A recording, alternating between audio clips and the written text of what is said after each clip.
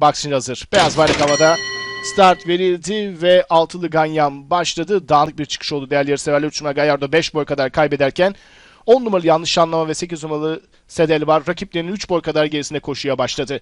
İç kulvardan yürüdü. 2 numaralı Çikitay, dışından 1 numaralı Colombiana. Şimdi onun temposuna ayak uydurduğu gibi öndeki liderlik mücadelesinde de ortak olmayı başardı. Onların 1,5 boy kadar gerisinde 3. ile 8 numaralı Sedel Bar sokuldu. 2,5 boy kadar geride 4. 7 numaralı İrlanda Kartalı var. İrlanda Kartalı'nın 1,5 boy kadar gerisinde bariyer dibinde 5. Dark Rain var. Hemen dışında 5 numara Baba Kartal. 1 boy kadar geride bariyer dibini tutan isim 4 numara Trilay Klebs. Trilay Klebs'in dışında 9 numaralı Clear Notice.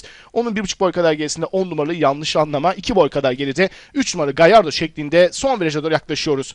Önde liderlik mücadelesinde şimdi 8 numaralı Sedel Bar numarayı aldı ancak 1 numaralı Colombiana mücadeleyi bırakmıyor. Onların 2 boy kadar gerisinde 3. kaldı 2 numaralı Çikitay. Bariyer dibinden 7 numaralı İrlanda Kartalı kendini gösterdi ki buralarda yaptığı ataklarla 3.'ye kadar sokuldu İrlanda Kartalı. Son düzlüğe çıkıyoruz. 8 numaralı Sedel Bar koşun liderini yapmayı sürdürüyor. İç kulvardan 7 numaralı İrlanda Kartalı. Pistin ortasından 1 numaralı Colombiana'nın, onların dışından 5 numaralı Baba Kartal'ın atakları var. Son 400 geçildikten sonra öndeki liderlik mücadelesinde şimdi az farklı liderlik ortadan yüklenen 6 numaralı Dark Rain'e geçti. Dark Rain'in dışından da 5 numaralı Baba Kartal'ın atakları var. İç kulvardaki 7 numaralı İrlanda Kartal ile birlikte 6 numaralı Dark Rain koşun lider yapmayı sürdürüyor. Dışında 5 numaralı Baba Kartal, iç kulvarda 7 numaralı İrlanda Kartal mücadelesinde son 100 geçirirken boyun farkıyla 6 numaralı Dark Rain önde. Dışarıdan Baba Kartal, içeriden 7 numaralı İrlanda Kartalı gelse de koşuyu 6 numaralı Dark Rain kazanıyor.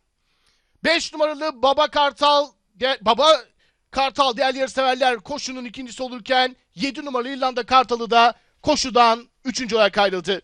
Altılı Ganyan'ın ilk ayağı olan 4. koşuyu 6 numaralı Dark Rain Akın Sözen'de kazandı.